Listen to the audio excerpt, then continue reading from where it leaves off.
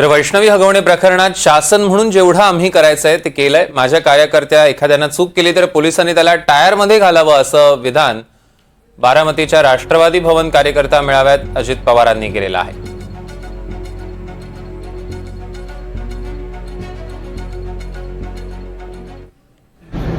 म्हणजे जे काही कुणाच्याही बाबतीमध्ये घडल्यानंतर एक माणुसकी म्हणून, एक सहानुभूती म्हणून, एक जबाबदारी म्हणून, शासन म्हणून जे काही करायचंय ते सगळं काही केलेलं आहे हे आपण सगळ्यांनी लक्षामध्ये घ्या।